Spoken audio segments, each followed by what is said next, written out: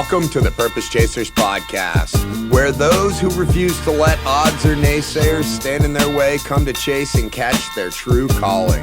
I'm your host, Mark Crandall. In each episode, we shine a spotlight on artists and musicians who dare to dream bigger. You'll hear the real-world tactical moves these Purpose Chasers have taken to carve out their legacies, and I'll break down the marketing strategies you can swipe and implement today. Let's dive in and start chasing our purpose. Don't forget to leave a follow on Spotify or wherever you stream from. Let's dive into this episode.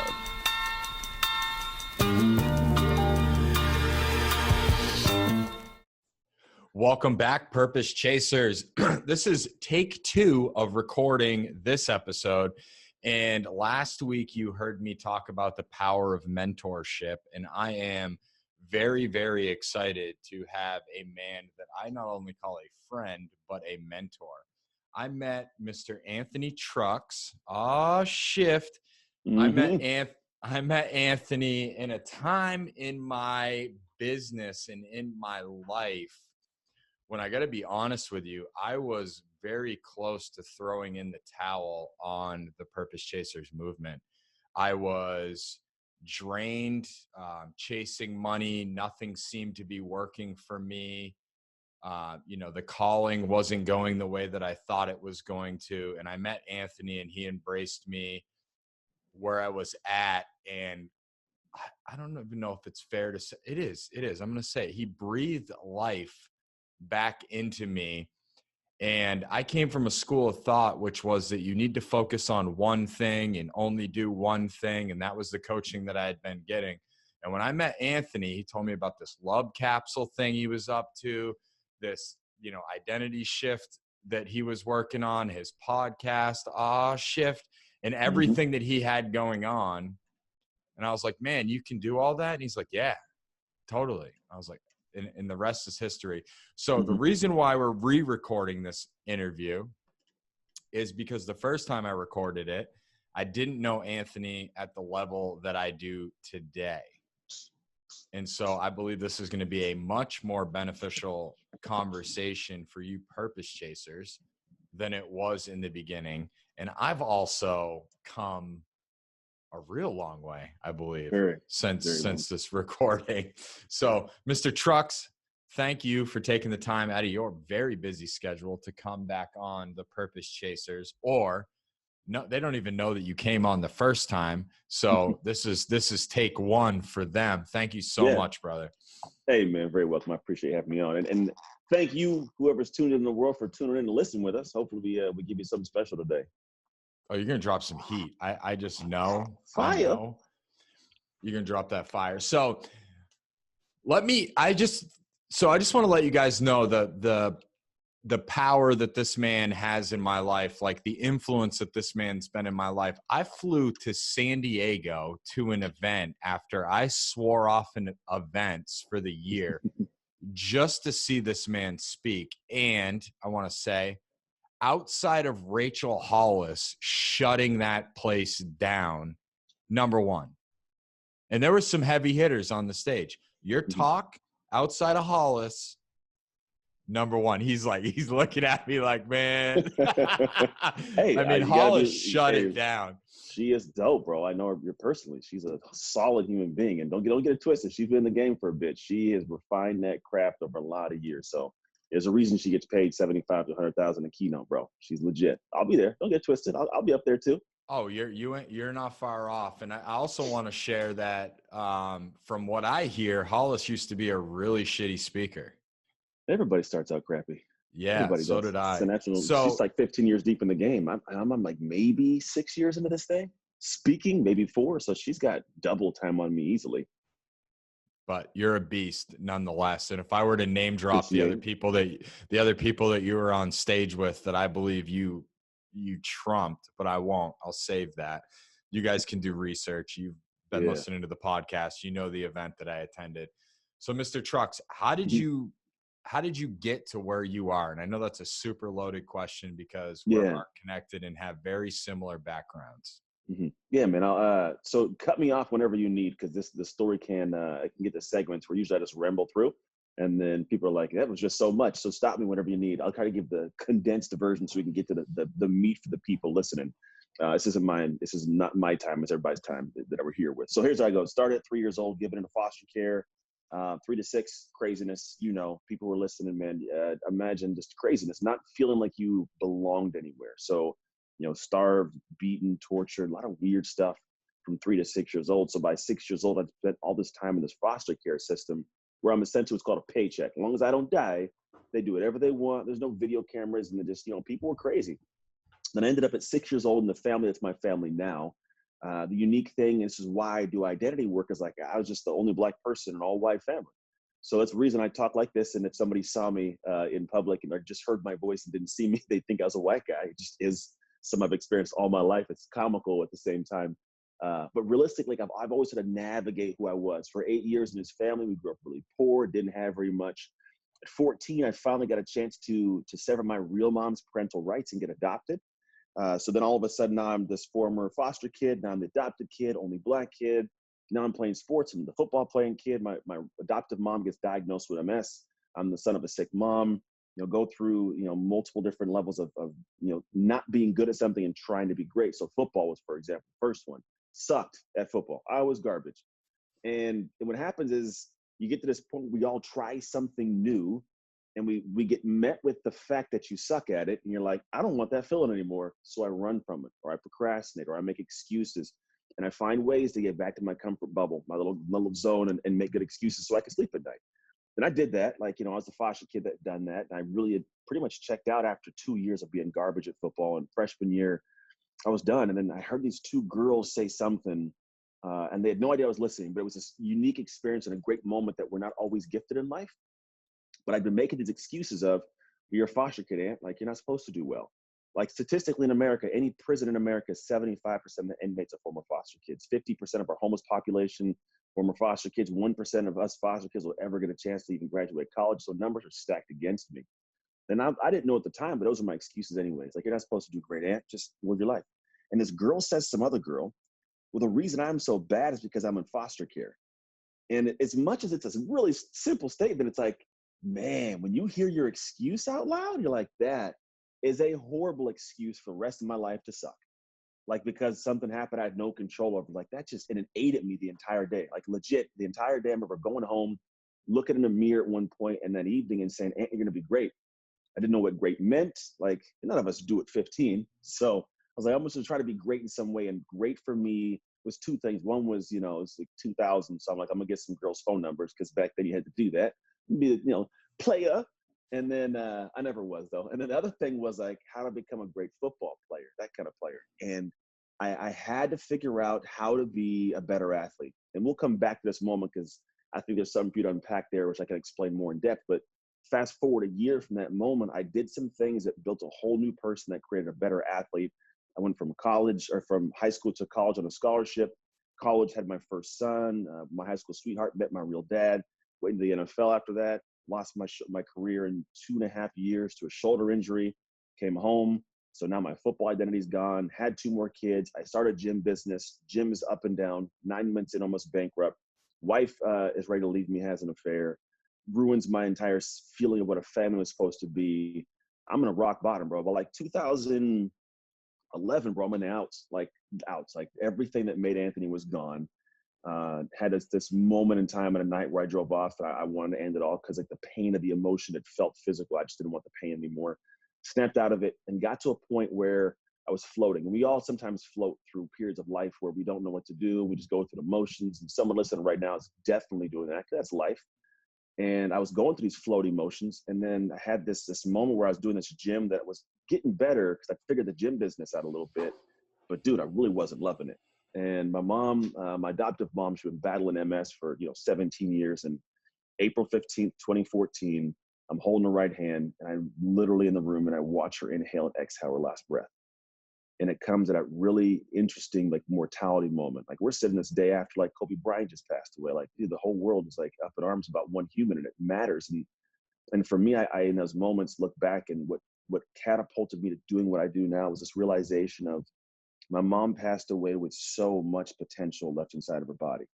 Like she physically couldn't do anything, but damn, was she so active prior to her disease, just taking her legs and her ability to talk and communicate. Got like Kobe, so much potential. Like I don't want to get to the back end of my life and have anybody say or me even think like, dude, you had so much life left to live. So like my big key is how do I get people to reach their full potential? Like that's what I do.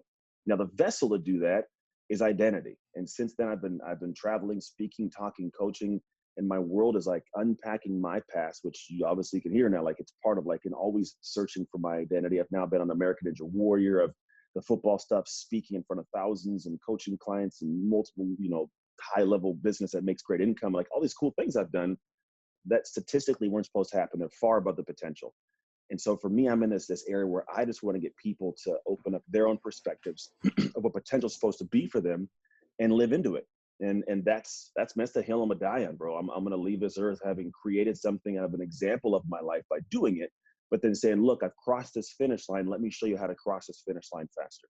And it's all a matter of saying, how do I get you to shift your perspectives, your thoughts, and overall your identity to reach your full potential? That's dropping the hammer, I'm just so grateful for you, man. We're like literally cut from the same exact cloth. We have the same, very similar childhoods. Yeah. And, you sought football, I sought academics, right? So same thing happened for me. I, got my master's degree, was going to, practice therapy, practiced it for a while, really felt unfulfilled. And then I met you. Yeah, man. We all have those journeys and levels in life. And somebody here is going to meet you, someone's going to meet me or somebody else. And I think that is the beauty of life is you found. So there are people who have found me, but then didn't get attached, didn't connect, didn't start the process with me. Right. And I look at them and it's not that I feel like some people be like, yeah, I told you so. But I'm like, man, I really wish you would have gave me the opportunity to get you out of your own way to help you. Because there's a lot of snake oil salesmen in our industry. There's a lot of people just doing things to do it. And the unfortunate part is there is some negative, feelings around the work that I do, because people think, oh, it's this intangible thing. It's just this guy talking. Like, no. Life in and of itself is all based on actions, and actions come from a very intangible thing. Feelings, emotions, thoughts, beliefs, perspectives, everything. And so I'm just trying to help you navigate who you are and who you see yourself to be able to help you control the thing in your head that helps you make the actions that make your life better, makes your life come to be what you want it to be, so to speak. And you have done it with me, my friend. I'm just like truly, truly grateful for how you've shown up in my life. I had no idea when Mr. Hagner, who I actually just interviewed before you, made the intro for me to go on your podcast, that I was going to have you on mine, that I was going to circle back, have a follow-up conversation with you. And, I don't even know how long we've been doing this dance together. Probably 6 months, 8 months, something like that. Something like that for sure. Yeah. Got him locked for the year. Got him locked for the year. So you said a couple things that I really want to highlight. Number one is something that we're very aligned on. Before I had my son, there's some new fears that are cropping up now. I used to say that I only have one fear, and that is lying on my deathbed with regret. Right. And so many people have that same exact fear, but they're trapped in stories very similar, even though they're different than the one that you had about us as foster kids. What would you, for the purpose chaser who's listening that wants to make a shift, but they don't know how to get started? What was your starting point? How did you, once you identified that it's like, okay, I'm not living up to my potential, which I believe most humans know. We know there's always more levels, but they get trapped in the story. How do you get them to identify that they're trapped in the story and to make even a small shift to move forward? Yeah. Well, I think the thing is we're trapped in a process, which is also tied to stories, and it's a loop. Like, think of us like computers. We're stuck in these consistent loops, and we never upgrade or update the computer. So a lot of us are kind of in a situation where if you think about an actual computer, right? I got this screen, and then all of a sudden this thing pops up and says, hey, want to update? You're like, no, snooze till next week. like snooze for an hour, and we keep snoozing. What happens, all the programs in our life start slowing down. Like in the programs on our computer, like the Word doc and the browser. In our life, it's the relationship, it's the income, it's the health, it's the business. All these things start slowing down. We're like, damn it, what's going on? And then unfortunately, those who keep snoozing it, all of a sudden that spinning wheel of death pops up. And a lot of people are in that situation where the spinning wheel just keeps spinning, and no matter what they do, they click the buttons and just nothing moves. They can't use the programs, they all crash. And so what I tell people is you got to go through the process of updating. Now on a computer, the scary thing is to update, have to press the button and wait for it to do it. And it's time consuming. I got to sit here 23 minutes left, like, oh, what am I? It's time. People don't like the time. In your life, it's the same way. Like in my life, when I had all those things fall apart, I'm now back with my ex-wife. We fixed the marriage. I got the business back to operational. I'm in great shape. I'm a good father. Like I have a lot of things I've navigated, but I had to step away from the crazy life I was living in certain areas and what I was doing, where I was distracted, and update my software. And so what's going on is the reason people get stuck is they don't realize they're like these computers. Now, the operational system of the brain, how it works and how our identity works is literally something that people can take a look at and say, oh, I get that. And then they can be able to move out of that space. And I'm going to share with you guys now. We have what I call the self-mastery loop, and there's 7 stages. And it's always spinning. This isn't something that might be taking place. This is going on right now in this very moment, this morning. It's happening at this moment. Somebody's listening. At the top of this loop, imagine like 7 little bubbles. The top of the loop is your identity anchors, who you see yourself to be. It's your identity. The identity you see yourself to be leads to certain beliefs you have about the world and about yourself, right? So if I have an identity, I'm a rich kid, the beliefs of the world are a little bit different than the poor kid who has no money. Like money might be good to come by, money might not. A full belly is right in my cupboard. I got to go find a way to steal, right? So it's like the beliefs are different about the world based on the identity. The beliefs lead to what you talked about, the stories. Whatever I believe will tell me the story going on. So if I'm a poor kid, there's a lot of conversations of, well, all rich people are evil. And so if the story goes into your head and you live in a way to be able to point out, so you rob these rich people and they get pissed at you. See, they're hella evil. They got more and they can't even give me anything. Well, dude, you stole it. You know what I mean? Like, so there's a story that gets crafted and we live in a way to make the stories right, unfortunately. The stories we have lead to thoughts. The thoughts that we get going on in our head, like that make us feel a certain way, they lead, obviously, like I just said, to feelings, beliefs, thoughts, stories, and then feelings. The feelings are what we take action with. If I have a good, positive emotion, like I'll take a bold action. If I don't take a good action. The problem is the action creates our outcomes, and our outcomes, good or bad, they create the environment we have. Outcome goes environment, internal and external. If I take crappy actions, I get crappy outcomes. I get a crappy environment. I believe I suck. Look, I'm poor. It anchors back my identity. And so someone is going through this loop right now, and they're not realizing, like, yeah, you don't have the emotion to take a good action. So you have a crappy action, then you don't make much money, then your environment sucks because you feel crappy and you're living in a poor house. And then you believe you're that person, and then you believe something about the world and how bad it is. And it goes to the stories you tell yourself, and the loop keeps going.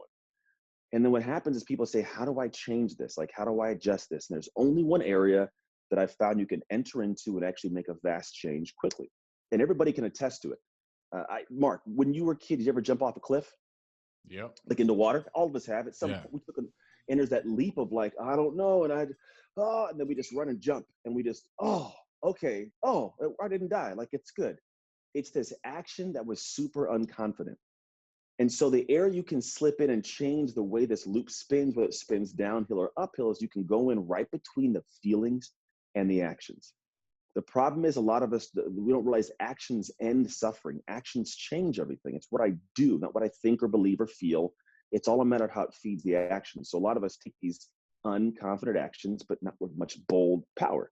If you can sever that tie and take an action, regardless of how you feel, maybe you've never done it before. You have no money. Someone said you're going to suck at this. And all your past has told you you're never going to be capable of this.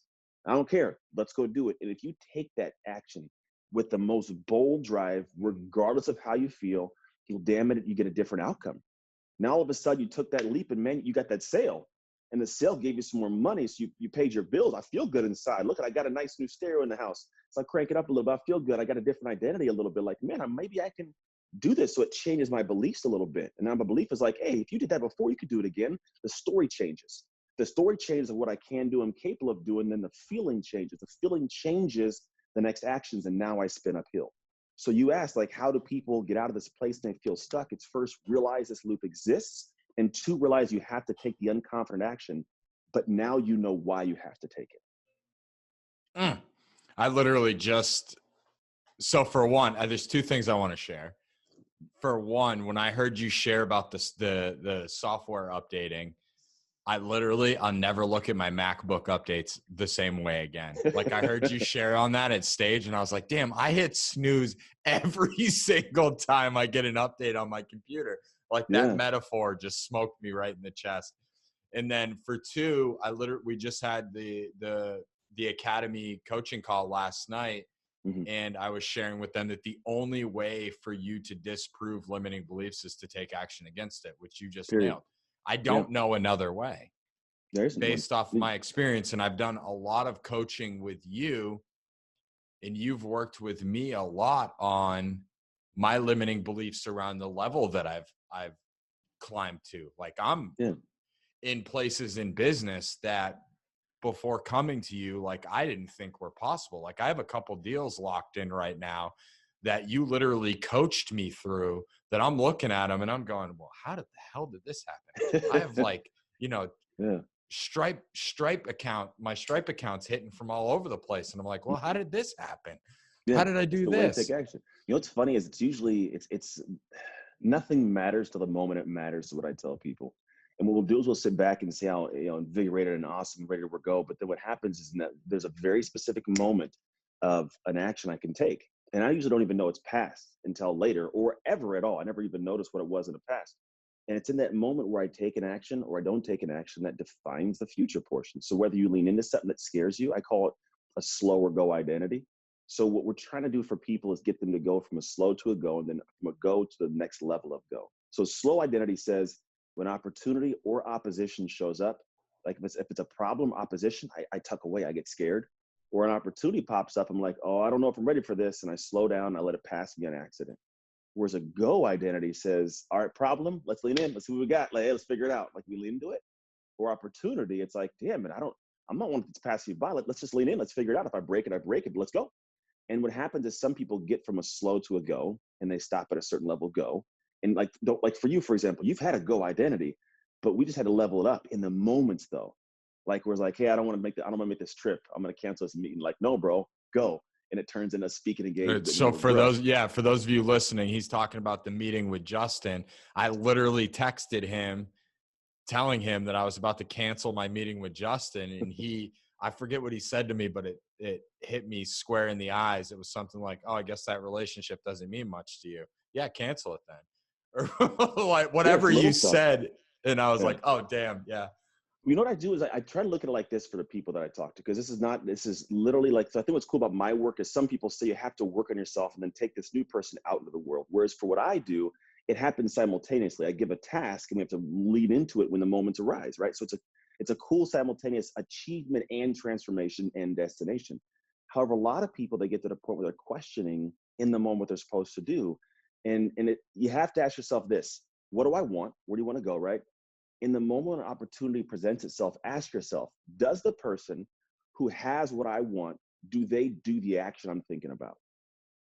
It's as simple as that. Like there's a person who has all this, income, we'll call it, or all this amazing relationship with their family or a great body.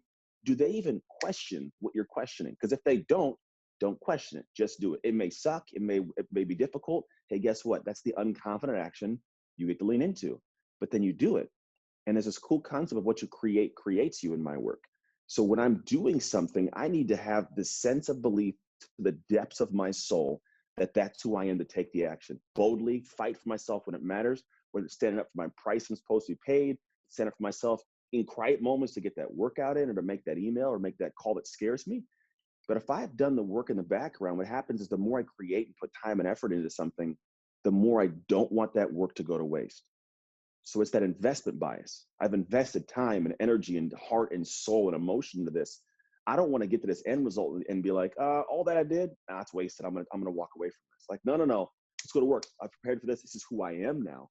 And that's where you get to that point of the separation, the shift of the identity of, I used to be this person who did this thing that has this life that maybe I don't love, but the person I want to be that has these things, I'm not quite there yet, or I'd already have it. It's closing the gaps. And it's closing the gaps through small creation in the moments when life shows you like, hey, path A or path B. Does the person who I want to be take path A or path B? They take A, I take A. Not confidently, but damn, when I lean in, like I'm super boldly confident. Yeah. And just to highlight for the purpose chasers out there, like I've had a couple different opportunities presented to me, and you've like pushed me to lean into them, right? One of them I turned down because it just got, whatever, it got weird.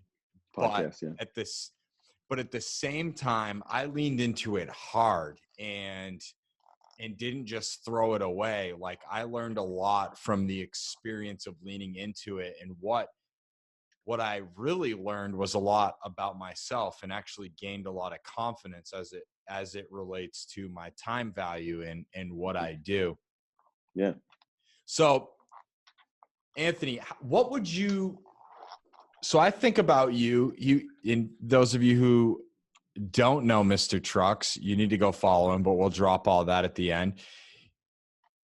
You speak on Brendan's stages. So Brendan Burchard, Anthony, that's where I saw him on his stage, Yeah. room of, probably 2,500 people in the room. And if this man was experiencing fear, you would not have known it. And I know I get nervous right before every time I hit the stage. It goes away, Yeah. right? But I remember it literally clear as day. Like Busta Rhymes, what's the Busta song you come out to? It's called Beast. It's yeah. When the sun rises, something like that. I get up and chase my dream. It's something. It's from the Warrior soundtrack, I think. And it's Busta Anyways, Rhymes. this I'm a song mother. drops. Yeah, this song drops, and he just like, it's like just a straight savage. All of a sudden hits the stage, and I watch. He flexes. He tore his shirt. I don't know Almost about all ripped his that. pants. Sounds No, he good didn't. though. He didn't. But like, do you get nervous before big opportunities, and how do you navigate through them? And I want to share Yeah. this because I have a woman right now in the community. She's about to launch a podcast. She partnered up with another woman who is minimizing her voice. She wants to do this. She's scared to get out there.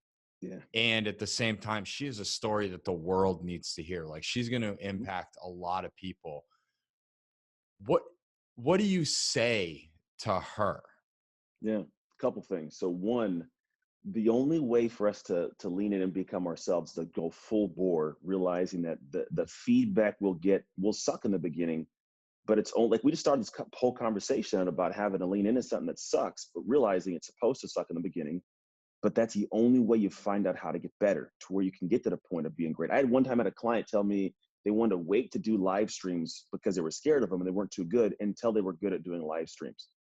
It was the most oxymoron. It opened up a massive hole for me in my head. I'm like, wow, that's the weirdest thing, but I get it. Like, you want to wait till you're good before you do that thing, and it doesn't work that way. If you lean into it and realize, like, the only way I'm going to get good is to put everything out there and have the rest of the world help me refine it, then you'll be okay with getting in and sucking it first. But here's what people are looking for. The reason I can go out on stage and let loose, I've went out and let loose and promise you afterwards got some negative feedback. Like, B in the past gave me some bad feedback, like, that was stupid, you shouldn't have, like, oh, and it hits the heart. But I don't go into it with that thought of saying, yeah, I'm a horrible person. It's like, that part has to be fixed. But when I do, the rest of this is still going to be there. It's still going to be good. I get to make it better and better and better, and I refine it to where it goes. But there's also this perspective I have when it comes to, one, getting on stage, and one of it is it's not for me anymore. So I get out of my own head about thinking about Ant. Yes, I might make a joke, but I'm human. I may do some dumb stuff, look weird. It just happens. Like, I've made dumb jokes. You were there.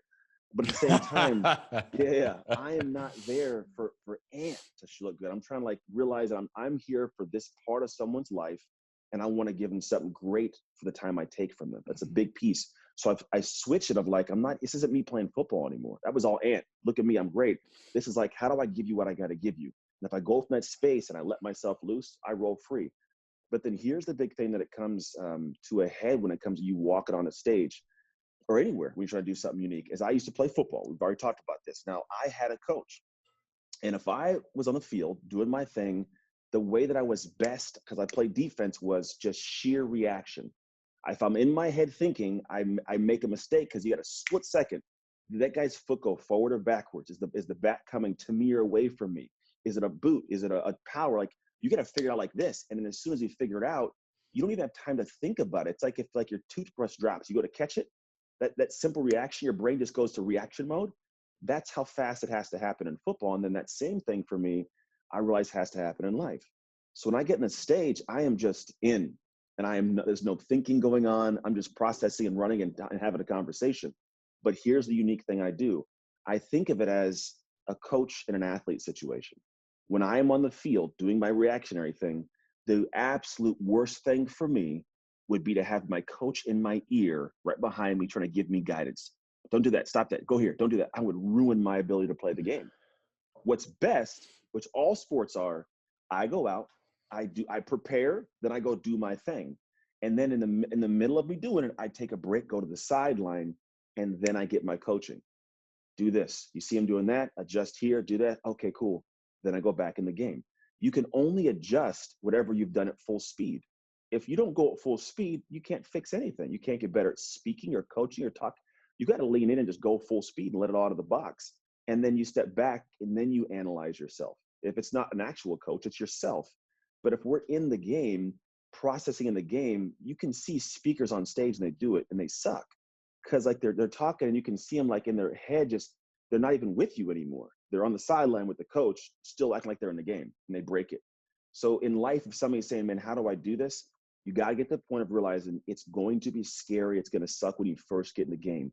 But the only way to get better 5 games from now, 10 games, 17 games, next season, we'll call it, for your life in a coaching environment or in a speaking environment or running your business, the only way is to get on the field and go full speed and wait till you get to the sideline, the in-betweens, the nights of every month, to then analyze, to then have a coach tell you do this, change this, tweak this, and then again, go back out and go full speed. And after a while, you get to, like you saw me on stage, like I go into flow. My natural flow kills it.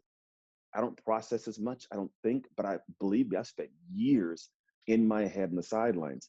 And I still have things I tweak and I refine, but I don't have to stress anymore. Now I get to have flow and it really makes the impact. So if somebody wants to make the impact, you got to go through their drudgery of going out, sucking at something with the expectation and almost desire of getting chopped up afterwards. And there's a piece of humility that goes into it as well, like humbling yourself. So when I saw you, I clearly remember it, and I went so internal. I sent you a full-length talk. Mm-hmm. Before I sent you a talk of a speech that I did, which was a paid speech as well. Yeah. When I sent you this talk, I knew I was all over the road, and I just didn't have a flow. I didn't have an end. And I sent it to you, and I mean, you gave me probably like 2 notes, like Google Docs full of notes. And my first reaction was like, oh, wow, Anthony thinks I suck. And then I'm like, no. This is how the good get great. Yeah. Right. It's like being willing to accept that feedback and keep going. Yeah, but that's the key. If anybody can do that, dude, anybody can be great. It's the people who are so afraid of not being great right now, which is super illogical. Those are the people I struggle with in any aspect, even people I get to work colleague wise. Like, I'm a very direct person, and I don't do it in a way of like, I'm direct and be rude, but I'm honestly direct. Like, my guy today messed up the podcast. We're 4 weeks deep. He keeps messing up posting a podcast. And I'm like, look, I'm incredibly disappointed at this point. I'm not mad, but this can't continue to happen. And if I don't say something to you, it's going to keep getting weird, and it's going to make it difficult. And I'd rather have this issue and conversation now. But so many people, they'll hear that from me. And if he didn't know my heart, he'd think I don't like him. He'd think I dislike him in some way, and he'd tuck away, he'd feel small. But the truth is, I love him enough to tell him before it becomes a major issue, because I want him around. Now, the moment somebody doesn't tell you the things that they really need to adjust, relationship, colleague, business partner, that person doesn't love you. Because those who love you enough to tell you what you really need to hear, to ward off that future destination we're never will be heading to because you don't have the right guidance. And so that's just what I do, man. I go into coach, like I love these people. And if I'm going to show them I love them, I got to tell them what'll make them better, because then you get to the point where you're at now and you're joyful and happy. Now you're like, damn it, like that was all worth it to get where I'm at now. But if I don't do that before, we don't get here. Yeah. And I went through a lot of limiting beliefs in the beginning. I think I was about to quit. When I started coaching with you, I was like, And here's the thing. It was because I had an itinerary of where I thought everything should be. And like me, me talking about, Rachel Hollis and how far she's come, and like, she didn't start out like that, No. and like, I think our world, I want to get your take on this. Mhm. Our world, the influencer space has become so, I was just Heavy. talking to Larry about this. It's become gross, and it's become full of individuals taking pictures in front of Ferraris and showing this glamorous life. Yeah. And I want to hear your thoughts on this, because I believe what has defined me and shaped me the most is getting my teeth absolutely kicked in. Yeah. I mean, that's all life, bro. That's the two of us. And that's life and in the business as well. Like I've had people just, start programs and just tear them apart. And I've always, which is a blessing for me. Football was a good thing for me to be a part of years earlier, because I was getting yelled at every single day for how much I sucked. And early on, I learned you have to hear what they're saying, not how they're saying it. Because most people aren't taught how to say great stuff. They're just taught to give feedback. And it's naturally, we typically complain as humans. So it comes out in a complaining tone, which makes it feel bad. And I tuck away. And so the thing for me is like, you kind of have to go through that drudgery. And if you don't feel the pain, you're not really growing. Like think about a crab, like crabs definitively in the wild, they have to grow their shell. They get a bigger shell because they grow into the shell. The way they know is because the pressure gets too tight. They have to tuck away, de-shell completely and grow. But the only reason they grew was because of discomfort. If we're not having discomfort because someone's telling us how much we suck at that thing right now, we don't grow. We stay in the shell, and then we end up being these crabs that end up dying because they can't de-shell, so to speak. And I think if somebody's listening, which somebody's listening now, you take nothing from this. Take the thought that just because you aren't great at this thing doesn't mean you'll never be great. It's the whole fixed and growth mindset concept. But damn it, seek out, like when you can get bathed in crazy, football bathed me in discomfort. It's the best way to explain it. And I love when people say get comfortable being uncomfortable, but I don't think people get it. So when I hear get comfortable being uncomfortable, I hear people take it in as get okay being uncomfortable, like deal with being uncomfortable, endure being uncomfortable. But that's not what it's actually saying. What it's actually saying is think about a comfortable night. Like I'm on my couch, I got my slippers on, my sweats, my wife's hanging out, the kids are there, maybe I'm eating popcorn, watching. Like I have like a desire, like a palpable, like, oh, I love the thought of that, right? That's comfortable. When you can have that level of a desire for discomfort, bro, you win. Like, period. You just win because all the things you're doing, somebody else has discomfort in. But because it's like not a loving discomfort and enjoying it, they find ways to stay away from it. They procrastinate, they make excuses, they try to find workarounds. They don't lean into it. So they stop at some point. But because you love it, bro, let's just keep doing it. Oh, this is great. And when you get into that mode, like now, that's where success becomes your second nature because you get bathed in discomfort. Now it's normalcy to you. Like I've been there games in a line 2 minutes. Like I'm like, yeah, let's go. Like I literally love the thought of it. And I think that's why athletes do so well because we're taught how to succeed physically in that environment. If you learn to tangibly take the intangible out and put into your life outside of that, like, dude, life becomes great. So you who's listening, try to get used to those things. The only way you do is by getting into them over and over and over again. Whatever makes you uncomfortable, just do more of that. It sounds super odd, but people know this, but there's got to be a reason people do it. It's not just your why, the achievement why. Most people are seeking the achievement why. I do it because I want to make money for my family and do all this thing, and that's all good and well. But there's going to be a point in time where you're going to be challenged. It's going to drain you emotionally, and you're still going to be okay with being comfortable. But because I am bathed in it and I love it, I do weird stuff. My wife makes fun of me half the time, but I'm like, let's try it. But I have a feeling that I love doing it. And so what happens is now I overcome in all situations and I win, and that's the separator. It's like if you can just get to the point of desiring it, seeking it out, what happens is because you do it enough, it just becomes normal to you. And when it's normal to you, like there's nothing that you actually can't do because if you're willing to try the things somebody else won't do, you just win. Period. You just went that. I mean, Mr. Trucks, and where can the Purpose Chasers find you and what you're up to?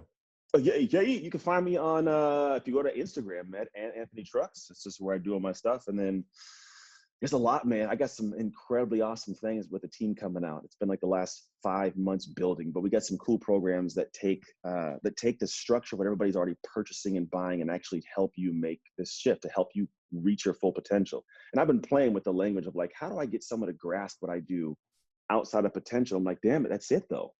Like, you help people chase their purpose. I help them reach their full potential, like tangibly, tactically, in the moments, the plan, the structuring, like, how do you get to the point of realizing what the full potential is? And here's a crazy thing. Most people, like, it's so far past what they can actually verbalize and see right now. Like 10 years ago, what I'm doing now, this was never a thought, dude. Never a thought I'd be doing this, ever, ever, ever. But I wouldn't have got here if I didn't seek at that moment the top of my potential at that time. And what I thought was a 10, like 6 figures in the gym industry, I'm traveling, speaking. I got to the 10. I was like, oh man, this is a 2. I didn't know, like I had more. And I saw this new thing and I've been chased consulting. I started consulting. I was like, man, this is a 10. I can make money and be in my house and do all this. Like, oh, that's a 3. And it just, I've always set 10s. When I get to the 10, we find the 10 is far below what we thought it was. And that's the beauty of what I get to do, is I get to have guys like you to have those limiting beliefs. And I don't know if they're limiting beliefs. It's just a lack of perspective, because you couldn't see it. It was around the bend, but you started walking that path, came around the bend. It's like, oh damn, there's a new fork. Wouldn't have saw this if I didn't start walking the path. When I get people to start walking the path, we start seeing those forks in the road, life gets amazing for them. Yeah, it just clicked for me. So I'm like, what I do with the purpose chasers is I take you from slow to get you to go. And I just believe that your calling, like what you're on this earth, like God gifted ability, is to get somebody like me from go, where I came to you in June. I had completed all of my goals for the year. I told you straight up, like, I don't need accountability, dude. Like, I do too much. And since coming into contact with you, my life, my business, everything has just shot off like a rocket. Mr. Trucks, thank you so much for your time. And for those of you listening, you know where to find the bonus content. So head over there, because I'm about to ask a couple questions about Mr. Trucks and how he gets that paper. So thank you so much for your time, sir. Very welcome, man. Thanks for having me. Thank you for listening as well. That's a wrap on this episode of the Purpose Chasers podcast. If you're ready to take action, don't wait. Head over to thepurposechasers.com to access notes, resources, and a host of other tools to keep you moving forward. And if you want to supercharge your digital presence, visit scaletosaleconsulting.com to partner up with my team and amplify your impact. Let's turn your purpose into your biggest asset. Until next time, keep chasing, keep creating. Your purpose awaits.